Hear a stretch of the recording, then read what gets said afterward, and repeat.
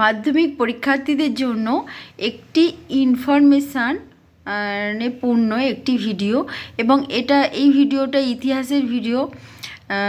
তার আগে বলি, আমার এই চ্যানেলটির নাম পম্পা স্টাডি সেন্টার। আমি পম্পা দাস এবং বিগত বেশ কয়েক বছর ধরে আমি ইতিহাস ভূগোল বাংলা ক্লাস 8, 9, 10 পড়িয়ে আসছি এবং আমার এই চ্যানেলে কিছু 11, 12-এরও কিছু ভিডিও আছে, সেটা আছে বাংলা এবং পলিটিক্যাল সায়েন্সের ওপর ভিডিও, ঠিক আছে।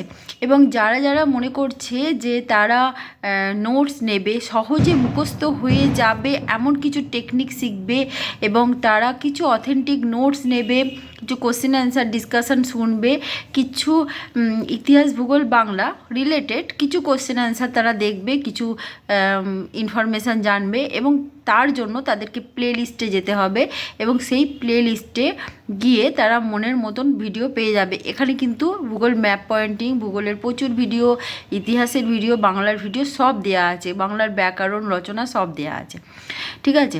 আজকের বিষয়বস্তু হচ্ছে ইতিহাসের বিষয়বস্তু, মাধ্যমিকের ইতিহাসের বিষয়বস্তু হচ্ছে নীল বিদ্রোহ। দেখো, নীল বিদ্রোহ খুব ইম্পর্টেন্ট একটি বিষয়, ইম্পর্টেন্ট একটি টপিক। যারা এই চ্যানেলের সঙ্গে যুক্ত থাকতে চাইছো তারা অবশ্যই সাবস্ক্রাইব করে নিও এবং বেল আইকন প্রেস করে নিও এবং সঙ্গে থেকেও ভিডিও নোটিফিকেশান তাহলে পেয়ে যাবে। আসছি ভিডিওতে। দেখো, নীল বিদ্রোহর প্রসঙ্গে বলি।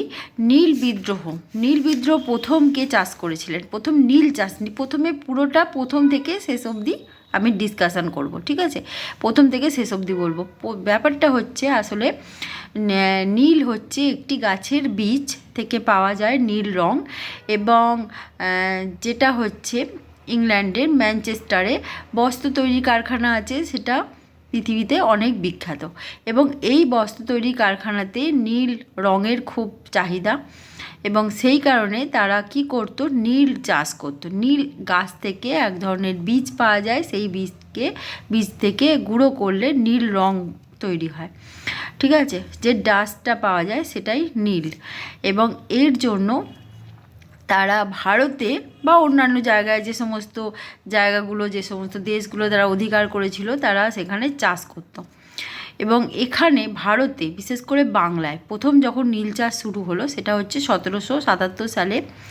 এখানে লুই বনাউড নামে একজন ফরাসি, তিনি নীল চাষ শুরু করেছিলেন প্রথম হুগলি জেলায় প্রথমে শুরু করেছিলেন, যে জায়গাটার নাম হচ্ছে তালভাঙা এবং গোয়ালপাড়া। এখানে প্রথম শুরু করেছিলেন 1777।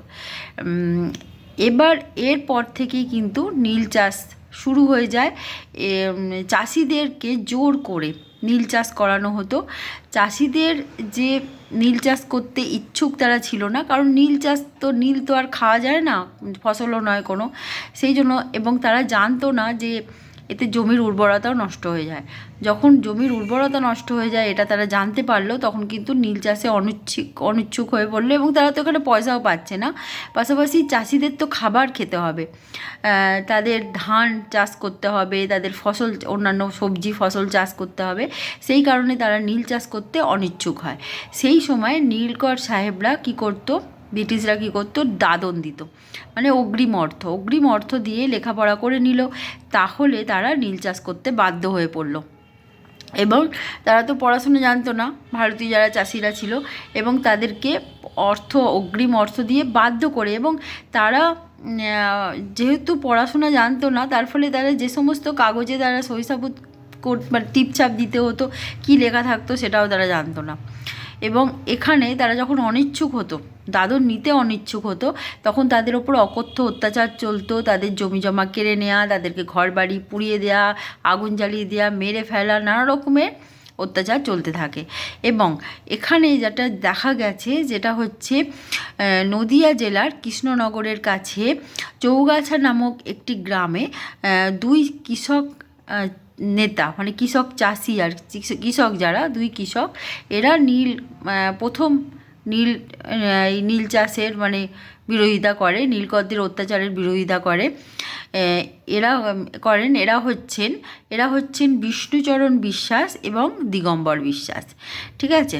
এবং এদের নেতৃত্বেই 1859 সালে মার্চ মাসে প্রথম নীল বিদ্রোহ হয়।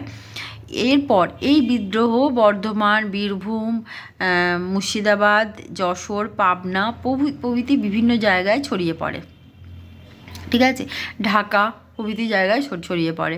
এরপর যেটা হচ্ছে, প্রথম শহীদ হয়েছিলেন বিশ্বনাথ সর্দার।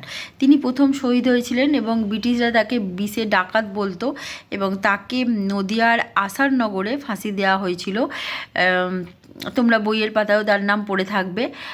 এরপরে যেটা ঘটনা, যেটা হচ্ছে মধ্যবিত্ত শিক্ষিত সমাজ, বুদ্ধিজীবী সমাজ প্রচুর প্রতিবাদ করেছিল। তোমরা দেখেছো যে হরিশ্চন্দ্র মুখোপাধ্যায় হিন্দু প্যাট্রিয়ট পত্রিকায় নীলকরদের অত্যাচারের কাহিনী সবিস্তারে বর্ণনা করতেন এবং তিনি বিভিন্ন জায়গায় গিয়ে তথ্য সংগ্রহ করতেন এবং সেই তথ্য কিন্তু অকপটে তার পত্রিকায় লেখালেখি করতেন। তাছাড়া 1860 সালে দীনবন্ধু মিত্র দ্বারা ওই নীল দর্পণ নাটক প্রকাশিত হয়েছিল, যেখানে নীলকরদের অত্যাচারের বর্ণনা দেওয়া হয়েছিল এবং সেখানেও প্রতিবাদ একটা জনগণের মধ্যে জেগেছিল এবং সমস্ত বুদ্ধিজীবী মানুষেরা কিন্তু প্রতিবাদ করেছিলেন। এরপরে নীল বিদ্রোহের অবসান ঘটে 1862 সালে, যখন নীল কমিশন গঠন হয়, ঠিক আছে। নীল বিদ্রোহের অবসান ঘটলো এবং নীলকরদের অত্যাচার বন্ধ হলো, চাষিরা মুক্তি পেল।